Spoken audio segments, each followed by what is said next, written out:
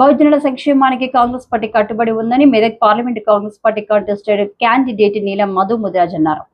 సోమవారం పటాన్చెరు నియోజకవర్గం జిన్నార మండలం శివనగర్ గ్రామంలో నీలం మధు తన సొంత నిధులు 15 లక్షలు వెచ్చించి నిర్మించిన ముదిరాజ్ సంఘం నూతన భవనాన్ని ఆయన ముఖ్య అతిథిగా హాజరై ప్రారంభించారు.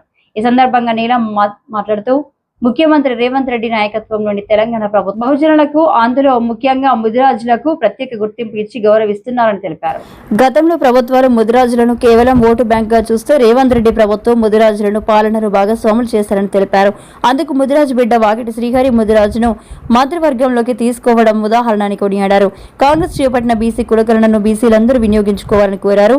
రాబోయే స్థానిక సంస్థల ఎన్నికల్లో బహుజనులు రాజకీయంగా బలపడాలని సూచించారు. మనలో రాజకీయ చైతన్యం వస్తేనే, మన బిడ్డలు రాజకీయంగా బలపడితేనే మన జాతులకు గుర్తింపు వస్తుందని స్పష్టం చేశారు. ముదిరాజుల సమస్యలు పరిష్కారం చేసుకుందామన్నారు.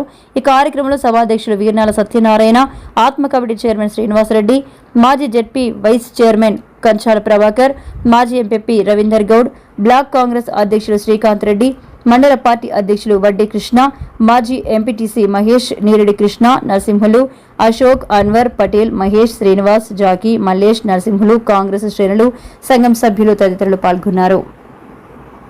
అదేవిధంగా ముదిరాజ్ సంఘంలో ఇక్కడ ఉన్న మా అరుణ్ గౌడ్ కూడా ఎన్ఎంఆర్ యువసేనలో ఉన్నప్పుడు అరుణ్ గౌడ్, నవీన్, అదేవిధంగా సీను వీళ్ళందరూ కలిసి వచ్చి కృష్ణన్న వీళ్ళందరూ కూడా వచ్చి ఇక్కడ సంఘం కడతామన్నా అని చెప్తే ఖచ్చితంగానే ఆ రోజు అనుకున్నా ఒక 5 లక్షలు ఇస్తా అని చెప్పి అనుకున్నా. తర్వాత మళ్ళీ నాకే గుర్తుకొచ్చి రేగులు వేస్తే బాగుండదు అని చెప్పేసి స్లాబ్ వేద్దామన్నా బాగుంటుంది, ఒక చైతన్యం అవుతుంది.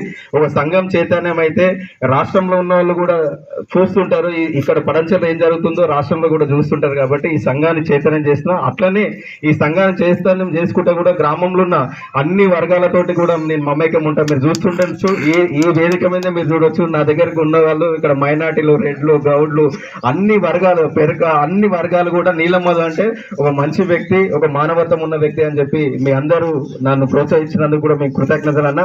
నేను రేపు జరుగుతున్న ఈ రాష్ట్రంలో కూడా నేను ముదిరాజ్ జాతి గురించి ఎందుకు చెప్పినంటే, మాకు జరిగిన అన్యాయాల గురించి, రాష్ట్రం నుంచి వచ్చే హక్కుల గురించే, కానీ గ్రామాలలో మాత్రం ఎక్కడ కూడా ఏ గ్రామంలో ఏ మున్సిపాలిటీలో ఎక్కడున్నా కూడా అన్ని కులాలతోటి కలుపుకొని అందరితోటి మమేకమై ఉండాలని కోరుకున్న వ్యక్తిని. రాష్ట్రం నుంచి కేంద్రం నుంచి రావాల్సిన వాటాల గురించి కొట్లాడినా కానీ ఎక్కడ వేరే దాని గురించి కొట్టలేదు. ఇప్పుడు కూడా ముఖ్యమంత్రి వర్యులకు, అదేవిధంగా మా రాహుల్ గాంధీ గారికి, ఎందుకంటే ఆయన